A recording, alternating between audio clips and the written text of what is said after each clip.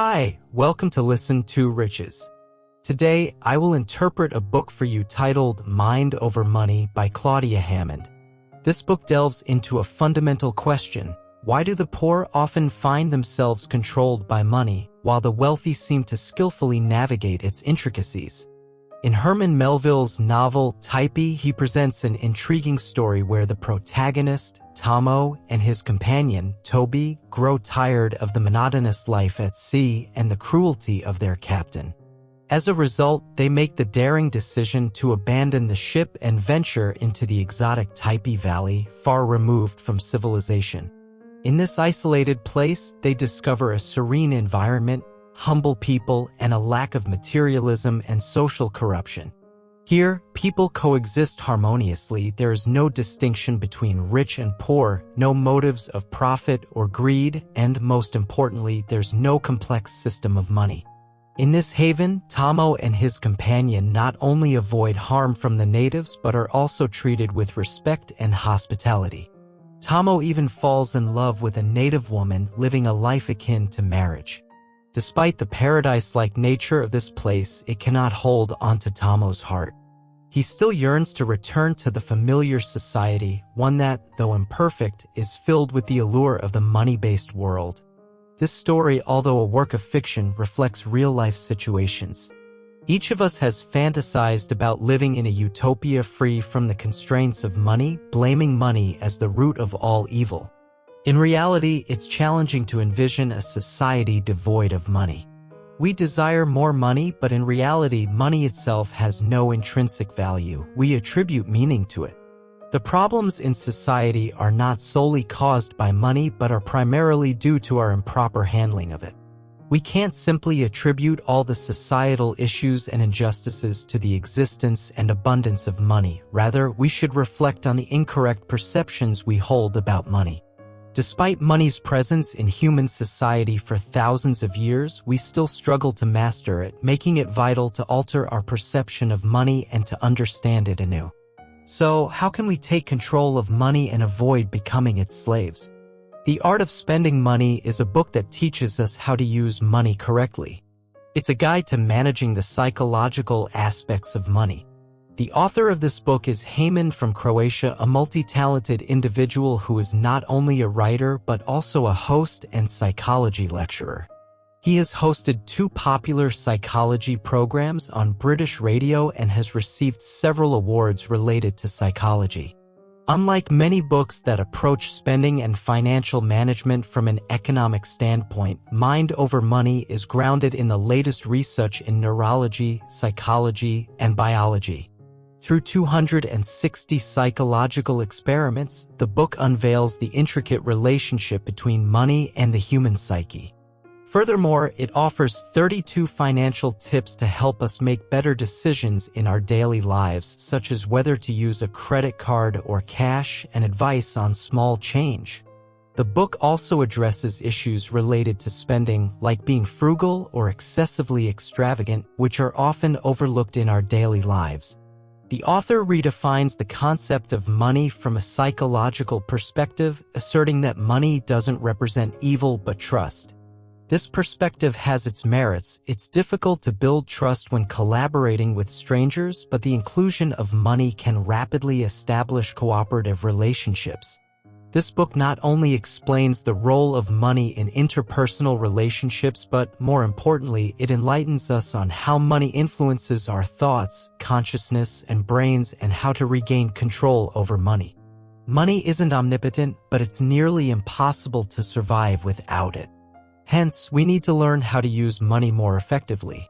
This involves not only acquiring skills but also understanding money from the perspective of our minds and psychology to genuinely master the art of spending money and become wise consumers. Mind Over Money stands apart from other books as it explores the relationship between money and psychology from various angles. It offers practical financial advice to help us better comprehend and utilize money. In the following sections, I will elaborate on the 4 key aspects discussed in the book. Firstly, the difference between credit card and cash payments. Secondly, why we feel less remorse the more we spend. Thirdly, the connection between poverty and intelligence, and fourthly, why saving is always a challenging issue. Let's begin by examining the first part of the content. What are the differences between paying with a card and cash? If there were magic in the world, money would certainly be one of its forms. The history of money, which is essentially the history of human civilization, has evolved over thousands of years. Money has transitioned from physical currency to metallic coins, then to paper bills, and now to electronic currency, bringing significant convenience and facilitating human society's progress. However, the use of money has also led to some negative consequences. In recent years, especially with the widespread use of credit cards, people's debt levels have risen dramatically. In real-life payment situations, people demonstrate significant differences in their behavior when using cash or credit cards. An intriguing psychological experiment involving tickets to a Boston Celtics versus Miami Heat game sheds light on this issue. On a Sunday afternoon, April 19, 1999, MIT MBA students had the opportunity to obtain tickets to the game by participating in a psychological experiment. However, these tickets were not free, and participants were required to pay for them. The experiment required half of the participants to bid for the tickets using cash and the other half using credit cards. The results of the experiment revealed that participants using cash had an average bid of $28, while those using credit cards had an average bid of $60, significantly higher than the cash-paying group. This indicates that different payment methods can influence people's perception of spending. Using cash involves physically handling banknotes, making spending more tangible and thereby more likely to trigger a sense of pain, leading to more cautious spending. On the other hand, card payments are virtual, making it challenging for individuals to immediately grasp the actual expenditure, thereby reducing the perceived pain associated with spending. This phenomenon can be understood as different payment methods resulting in varying degrees of payment pain, influencing people's spending decisions. To avoid impulsive spending, it's crucial to recognize how the brain reacts differently to cash and card payments. In everyday spending, it's advisable to use cash for regular purchases and limit the use of credit cards, especially when traveling. If you must use a credit card, you can visualize the equivalent amount being withdrawn from an ATM before making the payment to reduce the likelihood of impulsive purchases. In summary, the difference between cash and card payments lies in the immediacy of payment, with cash requiring an immediate transaction and card payments deferring the sense of payment, thus affecting people's spending behavior. Rationally utilizing these payment methods and avoiding excessive debt requires a better understanding of these differences to make wiser spending decisions. Now, let's move on to the second point. Why do people feel less remorse as they spend more money? There's a popular topic online. Why do some people obsess over a few dollars while being seemingly indifferent to larger expenditures? Many believe that unless you've experienced real poverty, you can't understand the significance of a few dollars to some individuals. Yet, there are still people who, despite making big-ticket purchases like homes or cars without hesitation, engage in heated debates over minor price differences at the local market. Why do some people meticulously account for small expenses while remaining untroubled by larger expenditures? The book provides examples to illustrate this phenomenon. Imagine you're on a seaside vacation and plan to rent a bicycle. When you enter the first rental shop and see a daily rate of £25, you consider another shop's advertisement offering the same service for only £10, but it's a 10-minute walk away. Even though you have to walk 10 minutes to reach the second shop, you may not hesitate to head in that direction considering the £15 savings. However, if we change the scenario and you're not renting a bicycle but buying a car, with the first shop offering a price of £10,000 and the second one offering £10,025, both requiring a 10-minute walk, would you still walk the distance for a mere £15 savings? The answer might be different. Why does this happen? The author uses the concept of mental accounting to explain this phenomenon.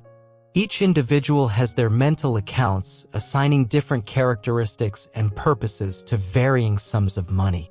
When spending, we often don't think globally but match the purpose and value of the purchase with the unconscious mental accounts. For instance, renting a bike falls under daily expenses and an extra £15 exceeds expectations, making it a cause for concern. On the other hand, purchasing a car is a significant expense and an additional £15 might be within expectations. The existence of mental accounts is usually outside our conscious awareness but significantly impacts our spending habits.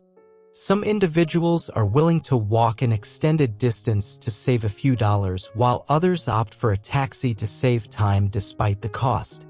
This phenomenon is often described as a difference between a poor mindset and a wealthy mindset, with the former focusing on thriftiness and the latter prioritizing time savings. From a psychological perspective, this divergence is more a result of the same expense triggering different behaviors in distinct contexts and mental accounts. In summary, the same time and amount result in different behavioral decisions within various mental accounts. In consumer spending, mental accounts frequently influence our choices, leading to changes in spending attitudes from small to large expenses. Continuing our discussion, let's now delve into the third point. Is there a correlation between IQ and poverty? It's often said that a person's IQ is inherent and fixed, but scientific research suggests that various factors such as education, living conditions, and the scarcity of money can influence changes in IQ. So, what is the relationship between IQ and poverty? Let's illustrate this with a set of tests. A group of psychologists conducted a series of cognitive tests on 500 farmers in the Indian state of Tamil Nadu. 60% of these farmers relied on sugarcane for their income, and sugarcane is harvested only once a year. Psychologists chose to test these farmers before the sugarcane harvest and then again after they received the money from the harvest. The results showed that before the harvest, the farmers' IQ scores were significantly lower by 9 to 10 points than after they received their money. Their IQ underwent a shift from normal to lower intelligence. This phenomenon suggests that poverty might affect an individual's cognitive level and IQ. Harvard University psychologist Sendhil Mullainathan explained this phenomenon by pointing out that people who are worried about money often struggle to focus on other matters. Thus, the author posits the viewpoint that there is a significant correlation between IQ and poverty, where financial worries can lead to a decline in IQ, making it challenging for individuals to make rational decisions. This research also helps explain the frequent occurrence of issues related to campus loans and naked loans in recent years. Many college students in need of quick funds often opt for high-interest loans labeled as campus or naked loans. Initially, it may involve borrowing a small sum, but as interest accumulates, this debt can grow to tens of thousands or even hundreds of thousands of dollars.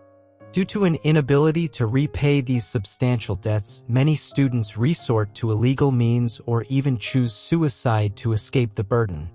It may be difficult for many to comprehend why someone would opt for high-interest loans for just a few $1,000s or even risk compromising their privacy, such as sharing nude photos.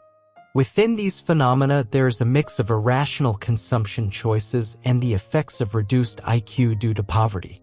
In conclusion, while theoretically a person's IQ is considered to be fixed, the scarcity of money in real life can lead to a significant decrease in an individual's IQ.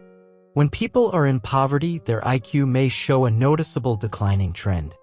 Now, let's move on to the fourth point. Why is saving money always so difficult? In life, most people have plans for saving money because savings are viewed as a crucial safeguard against future uncertainties. However, these plans often fail to keep pace with the ever-changing financial landscape. Many times, our savings plans are disrupted, postponed, or diverted for other purposes. Although we might think saving money is a simple task, merely requiring us to set aside a fixed amount each month into a designated account, in practice, we frequently encounter substantial difficulties. So, what makes it so challenging for us to stick to our savings goals? The book offers two explanations for this phenomenon. Firstly, our wallets are often not clear. Researchers conducted a test dividing a group of students into those with 3 accounts each and those with only 1 account. Everyone could check their account balance in real time. Then, the researchers asked the students to complete a series of tasks, each with varying cash rewards, with the possibility of earning a total of $100 which they could spend freely. To observe the students' savings behavior, the researchers provided a shopping list, allowing students to imagine and list the items they desired to purchase. The results revealed that students with a single personal account saved an average of 6% more money than those with 3 accounts. This was because individuals with a single account found it easier to track their money usage and, therefore, were more likely to save. This phenomenon is not difficult to understand. It's akin to how having only 1 or 2 bank accounts can make it easier for us to understand our overall financial situation. In a world where too many financial options can lead to uncertainty and confusion, having a single account can help individuals gain a clearer view of their financial situation and encourage more effective savings. In our fast-paced lives, it's vital to prioritize financial literacy and develop strategies to enhance saving habits. Overcoming these challenges in saving and money management is crucial to secure a more stable financial future. Perhaps someone might mention that diversifying funds can reduce risks. After all, don't put all your eggs in one basket. This perspective isn't without merit, but excessive diversification of funds can make it difficult for us to accurately understand our financial situation, and it might lead to impulsive spending instead. On the other hand, whether people can save money is also related to their attitude towards time. We often tell ourselves that we should save money, but why do we always procrastinate? A significant part of the reason is that we believe we can start saving at any time, that there will be plenty of time in the future. At this moment, we face various expenses and it's hard to find surplus funds for savings. As a result, saving money often gets postponed to future plans. Similar situations are seen in other aspects of life too. We may constantly think, I'll have time to travel later, or I'll have time to study later, but later often becomes vague and indefinite. Everyone has many plans in their life, but often, for one reason or another, they cannot be realized in a timely manner, missing the right moment. Just as a saying on the pilgrimage route goes, in youth, too busy to walk, in old age, lacking the strength to walk. This expresses the difference between our life and choices, and saving money is no different. In conclusion, although we often overestimate our future financial situation, thinking we will have more funds for saving in the future, every stage of life comes with various financial pressures. Therefore, saving should not be postponed but regarded as a mandatory action to be taken now. At any time, we should be cautious about our spending, minimize unnecessary expenses, and maintain frugal living habits. When making purchases, experience the value of consumption more, rather than blindly pursuing material possessions. Through these approaches, we are not far from becoming wealthy or achieving financial goals. To summarize, our discussion covered payment methods, spending psychology, the relationship between IQ and poverty, and the reasons for the difficulty in saving money. Each point revealed aspects of our daily spending behaviors and financial perspectives. With a deeper understanding and necessary changes, we can better manage our finances and achieve a more secure economic future. Congratulations on completing another book. Thank you for your support and attention. Please subscribe to Listen2Riches, like, and share this valuable knowledge with your friends. Let's combine wisdom with practice to achieve our financial goals and create a better future. Thank you, everyone. See you in the next episode.